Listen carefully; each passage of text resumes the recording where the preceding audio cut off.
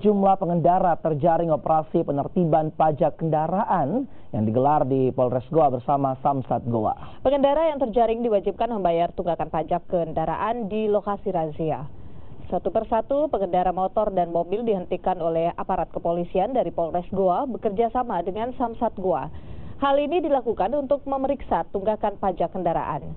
Bagi pengendara yang diketahui menunggak pajak kendaraan, langsung diminta untuk melunasi tunggakan pajak kendaraannya di lokasi razia. Sementara pengendara yang tidak bisa menyelesaikan tunggakan pajaknya di lokasi akan dikenakan sanksi tilang dan akan mengikuti sidang untuk membayar denda tilang. Kita penertiban ini karena kita sinyalir banyak penunggak pajak yang tidak bayar pajak.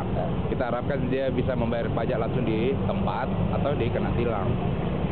Ini target operasinya Pak, kendaraan roda 2, semua yang beroda, roda 2, roda 4, roda 6, semua kita beroda. Sejak kapan?